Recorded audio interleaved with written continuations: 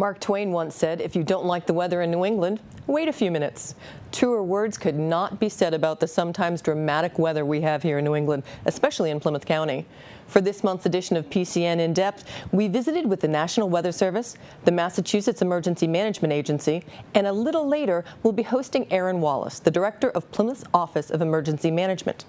As winter approaches, we want to give you a comprehensive look at how our local and state emergency management services work together to keep us safe and informed in preparing for and dealing with dangerous weather conditions. Our first video takes us to Taunton, where the National Oceanic and Atmospheric Administration, or NOAA, took us behind the scenes with their warning coordination meteorologist, who shed some light on how the threat of severe weather is initially addressed and communicated. The men and women who work for the National Weather Service are the public's first line of defense when it comes to severe weather preparation. PCN In Depth met with the warning coordination meteorologist to find out how their team saves lives and keeps us aware of the constant changes in the New England weather. Well, let me take you through the timeline of what happens when a storm is approaching and what happens behind the scenes. If it's a hurricane, obviously we're ramping up well in advance. When there's even a possibility that we could be in that cone of uncertainty, we start coordinating with state officials, emergency managers, and alert them to the possibility. As we get closer to the event, we'll be having conference calls shared with other National Weather Service offices so that we're all coordinating and giving the same message to all the different states. So it requires a lot of coordination. And so emergency managers need to know things well in advance in order to get crews from other states in pre-positioned, to know whether they need sandbags, all kinds of different things. And so we're very sensitive to the fact that they need this information well in advance. So then as we get real close to an event, winter storm or any kind of event, we're actually staffing ourselves up, so we have more people to take the public's phone calls and issue special statements and reports in real time and keep the web updated. In addition to getting the word out to emergency managers, we get the word out to the public in many different ways. The number one way is actually via TV meteorologists and news channels. They get the words behind the scene from us via our forecast discussions. We also send emails to all the TV meteorologists as well, so that they're aware of what it is that we're briefing the emergency management community on. They're the number one means of people hearing about warnings. We also have what's called the NOAA Weather Radio, which you can buy at your favorite electronics outlet. The NOAA Weather Radio is 24 hours a day broadcasting via an automated voice all of the observations and forecasts and warnings. And it has a warning alarm tone. That's the most important feature. That'll wake you up at 3 o'clock in the morning if you choose to have that alert feature on. If there's a severe thunderstorm warning, it can really save lives, or a tornado warning. Recently, in the last couple of years, you may have seen your cell phone go off with something called the wireless emergency alerts. The National Weather Service participates in that system with tornado and flash flood warnings at this time. And so if there's ever a tornado or a flash flood warning on your new smartphones, they'll just automatically go off. You don't have to program it or anything. So there are a lot of different ways that you can get the information. So I've been asked this question many times: is severe weather getting more prevalent? Is the weather getting worse? And I can understand that question because it seems that it is. If we go back to 2010, in October we had what was called Snowtober. Remember 30 inches of snow in the Berkshires in October. And that was immediately followed by Tropical Storm Irene, which caused devastating flooding in northwest Massachusetts. And then that was followed by Sandy, which fortunately just sideswiped southern New England and Rhode Island, but was obviously devastating to New Jersey and New York. And then, of course, we had the Revere tornado just recently in the Boston area. So is the weather getting worse? And my answer to that is that actually, yes, that was pretty bad. We hadn't had a tornado in the Boston area in over 50 years. But that means we were due. When it comes to hurricanes, The average return period for any type of hurricane is 19 years in southern New England. And it's been 23 years since the last one hit New England, which was Hurricane Bob in 1991. And the average return period for a major hurricane, that's a Category 3 on the Saffir-Simpson scale, is 59 years. And it's now been 60 years since we were hit by Hurricane Carol and Hurricane Edna, two major hurricanes in the same year. And so they can come in bunches. When it comes to the weather, history can repeat itself in many ways. Reporting from the National Weather Service in Taunton, Mass., PCN In Depth. Once the timeline for a weather event is determined by NOAA, our state agencies decide whether preparation will need the state's assistance in coordinating larger-scale protections. Sometimes even the governor is involved when executive decisions might be necessary. These preparations and decisions are made at MEMA, the Massachusetts Emergency Management Agency in Framingham. PCN In Depth was allowed exclusive access to see how MEMA operates and prepares for weather-related emergency events. Our role at MEMA is basically coordinating all of the response for the state. Our job is basically to help the state prepare for, respond to, and recover from any type of emergency and organization. Basically, weather is probably the major issue that we deal with. Weather tends to be the key issue, and certainly for the folks in Plymouth County, weather multiple times during the course of the year. We're dealing with either nor'easters, we're dealing with snowstorms. As I mentioned, we bring folks in here from the various agencies and organizations. We also bring in folks from the utilities. We work very closely with communities to get the lights back on. And a lot of times, the utilities actually need help for that. We've got a lot of trees down, we have a lot of debris in the road, and literally those crews can't get to the places they have to fix. So we're working hand in hand with the utilities. We have folks here from the Department of Transportation, from National Guard. We're able to coordinate chainsaw crews that basically would go on, and we buddy them up with the various utilities, who are now also in close communication with their local emergency management director that we talked about, so that the local director can help give direction to the utilities about helping to prioritize getting the lights back on. The local hospital, the special needs facility, the elderly homes, those types of things. So they might be prioritized. So in that regard, it's very important for us to work very closely, with those communities. More times than not, we'll have the governor who will come up here for a day or so around the event, and he and some of his key cabinet members would be here. The leaders from those various agencies that I spoke of earlier would then brief the governor, and in case there are any executive decisions to be made, if you will. As we've seen in recent years, whether it's closing the roads because of the storm, or whether it's an early dismissal, or those decisions are made by the governor from the input of all the folks who are in this room. As far as reaching out to the public to getting them information, a lot of the things I'm talking about right now are things that we constantly promote. So we push a lot more information through our website, also on the social media side. We probably have 80,000 folks that follow us between our Twitter account and our Facebook account, but that information is constantly being pushed out. We have somebody who, during a storm particularly, is totally dedicated to pushing that information out. So it's become more and more an important piece of how we communicate with the public, and as the technology changes and grows, we'll hopefully change and grow with it. Everyone always asks, is the state ready, or is your local community ready for the next disaster? I always ask, are you as an individual, you and your family ready? Because that's key. The reality of it is, if an event occurs, you're going to be pretty self-sufficient for a certain period of time, just as we tell communities, to be ready. We don't want to get the phone call, from a local community when their first snowflake is just falling down and landing, say, oh, we just realized we're out of salt, our major plows are out of commission. We work with communities to anticipate that next event to make sure that they're ready, but again, we want the public to be ready as well. We always tell people, plan for that next event in which you're going to be without power, maybe even isolated within your home for 2 or 3 days. What sort of things should you have ready to go in case it's necessary? Good morning, Dedham's okay. We're 1 and 1.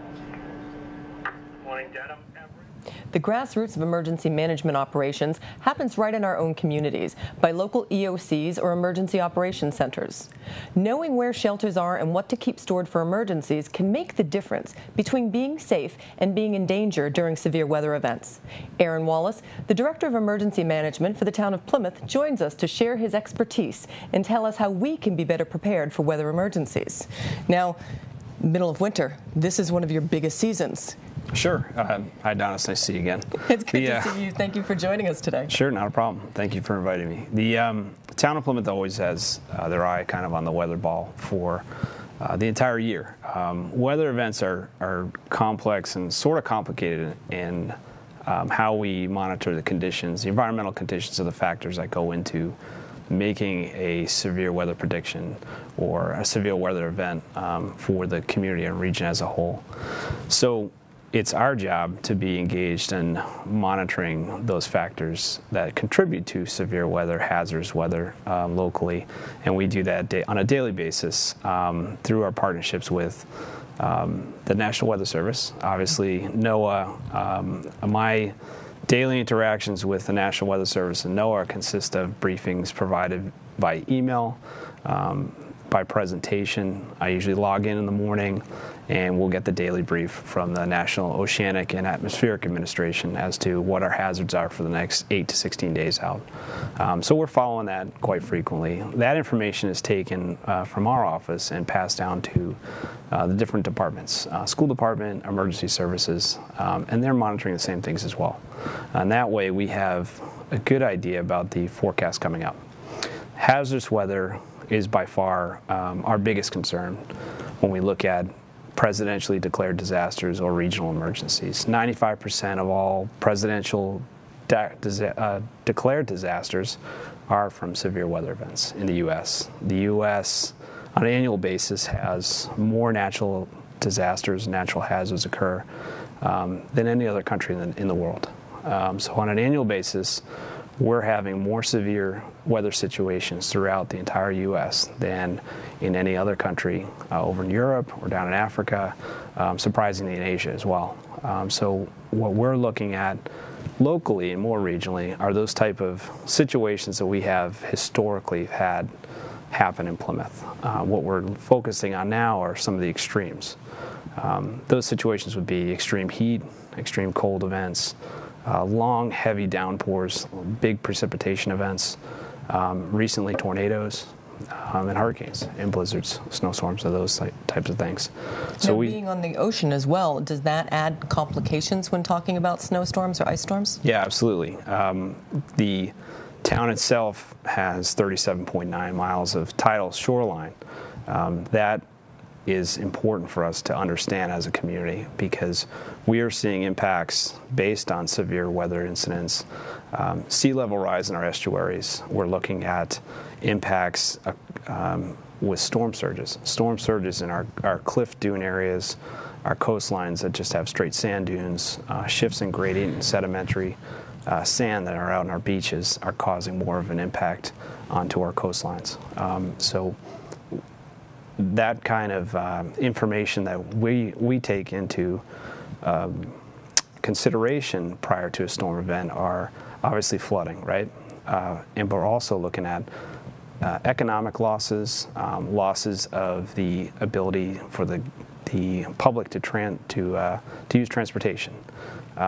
So making sure the roads stay open, changes to our infrastructure. Do we have to conduct more infrastructure changes to our wastewater, our sewage, treatment plants, stuff that we may have not been concerned with for the last 30 years are now coming into play and we have to plan for.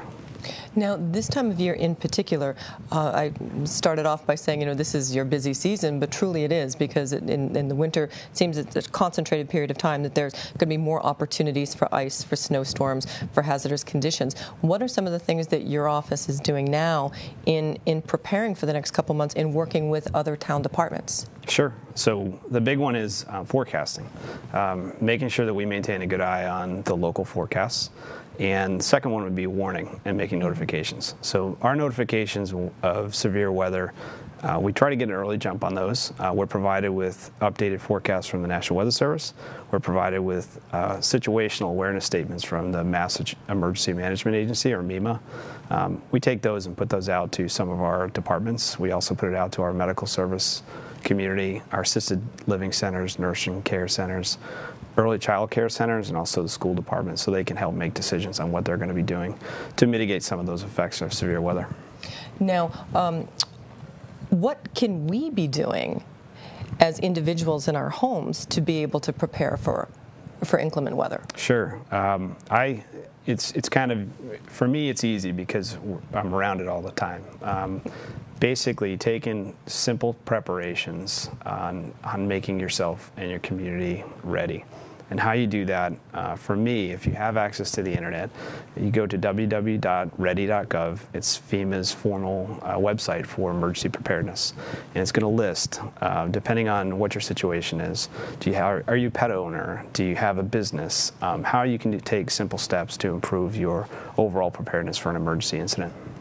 Now, what would you recommend, in addition to going to ready.gov, is there other information available that people can be searching so they can be up to date on what's happening? Sure. The social media has changed how the emergency management and emergency services as a whole reach out to people to provide them with information prior to an event, also during an event and in our recovery phase. People can log on to the Massachusetts Emergency Management Agency's website, FEMA, their Federal Emergency Management Agency's website. We have downloadable apps that are called Massachusetts Alerts. There's also FEMA Alert apps. They can put them right on their smartphone. It's going to provide them with information that will help them notify them in the event of an emergency. In addition to that, we have our local telecom providers like Verizon, Sprint. They provide, and AT&T provide, wireless emergency alerts, or WEAs. So if people are now buying cell phones or smartphones, most of them are WEA enabled, and it provides them with an automatic notification that there's a severe weather warning or a severe weather watch in their area. I was able to, in our last set of storms, I had ping alerts on my phone, and it was fantastic because I automatically was getting notifications of what to expect, and it was directly for where I was. Sure. Yeah, that's, I think, post Katrina in 2005, the major improvements to emergency management have consisted around better forecasting, better notification, and probably regional pooling of resources and communications infrastructure. And obviously that the wireless emergency alerts, the app system, social media has all developed into that and made it a much more stronger system for people, average people, any age, with a smartphone or a computer to get information at their hands. Same information that I'm using back in the office. And it's pretty incredible how easy it is for us to get information these days. I was joking with you earlier, our last big winter storm, I was referring to it as the Facebook storm, because we were without power for 4 days, but I was able to, on my phone, be able to find out what was happening in each of our towns and even find out where shelters were in our towns. And that's great information during an event. We want people to get proactive and take that information that the government's providing them, that local private businesses are providing them, about information how to prepare themselves better prior to an event. So having a smartphone is great for pulling in information. If you don't have a way to charge that smartphone in the event of an emergency, or you don't have a backup to how you're going to get information during an emergency, then we have a problem. There are a great many lists on ready.gov for people just to take a look at and figure out how to better prepare themselves and their families for an emergency event, and that helps. Knowing people can come to an emergency shelter with a kit of their own supplies, medicines, supplies for pets, supplies for children, is much easier on us as we're trying to deliver emergency services during a disaster. Now, where are the emergency shelters in the Plymouth area? Sure. We have 4 emergency shelters that are dedicated to take evacuees or people requiring shelter during an event. And it's basically depending on where the event is, which one will open, or how we're staffing on which one will open. Our basic 4 are Plymouth North High School, Plymouth South High School, Plymouth South Middle School, and PCIS. And people, if they need to know where to go in the event of an emergency, we put all that out prior to the event. So local media, I can't say it enough, but WATD is great. I can rely on them to put out great information that people can get without a smartphone. And they'll do that in the event of a severe weather event or emergency.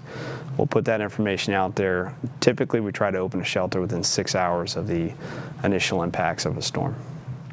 Once people are there, they'll either be registered in by local volunteer officials or Red Cross emergency management staff.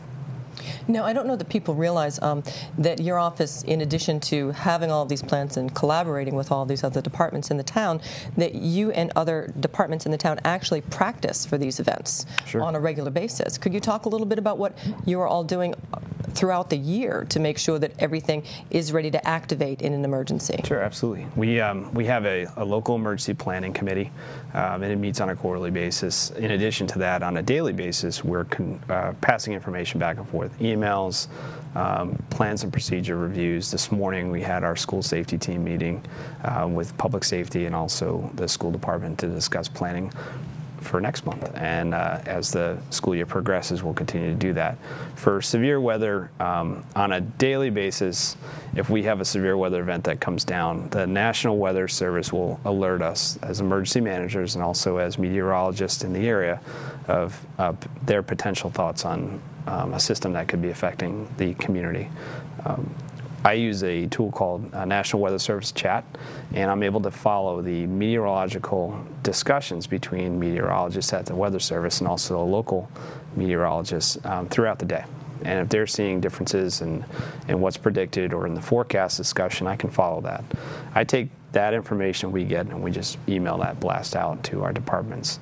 Prior to a major event, we would have an operations meeting. And that is typically managed with all department heads, the divisions that are involved in emergency services, whether it be traffic, transportation, water, wastewater, community services, council on aging, Meals on Wheels. We'll meet and we'll discuss our plans for the next 48 hours or whatever the storm event's going to last to. And then during a storm, as soon as the storm or the impacts start, we start planning for the recovery portion of that. And a lot of that, if it's big enough disaster and a presidentially declared disaster, we'll be taking in a lot of financials, taking in data that we need to look for reimbursement back to the federal government if one's available, if a presidential declaration has been made available, to help us recoup fundings and recover back from a disaster. We're still working off funding projects and requests for fundings from the winter blizzard, NEMA, and also from Sandy. Wow. So tomorrow morning we have a meeting with environmental management, the Department of Marine and Environmental Affairs down at the seawall to discuss the progress of some seawall revetment fixes that we're still, knock on wood, hoping that to get some approval from the federal government for assistance on. Now, in the event of a weather emergency and you do choose to open some of the shelters, what about folks who might have a problem getting there on their own? Are there any ways that people, perhaps people who aren't able to drive, are able to access assistance? Sure. What I will do prior to a storm is, again, we're already discussing things with our local departments. We also incorporate our private transportation companies, Plymouth County, Plymouth and Brockton Puzz Line, GATRA, and we're trying to figure out how their transportation patterns or what they're offering is going to change when they decide they're going to shut down services or what services they could provide the local community. If in the event that we had to do sheltering, if people have difficulty in getting to a shelter, we ask them to contact the Plymouth EOC, and typically we'll put a phone number line on the media release there. People can always contact the EOC to request information about our special populations registry. Okay. So we have a list of residents in town, in the town of Plymouth, and they can add their name to that registry. What we'll do is we have volunteers or staff that will call them prior to a storm and ask them what their status is. Are they able to get transportation? Will they be staying at home? Will they be looking for sheltering assistance and stuff like that? Okay, that's fantastic. Sure. Thank you so much for coming here today. We really appreciate your time and joining us. And we're going to give everybody the contact information again, so they will be able to get information in any upcoming emergency. We're going to display that information on the screen for you if you'd like further information or clarification on what we've covered today. PCN In Depth will return in March with our new series of shows that will provide in-depth coverage of our local towns and the many facets of their town governments. Thanks for watching this week's show. Replay times are listed on our website, PACTV.org, or you can catch us on YouTube by searching for PACTV Community News. Thank you, and we'll see you next time.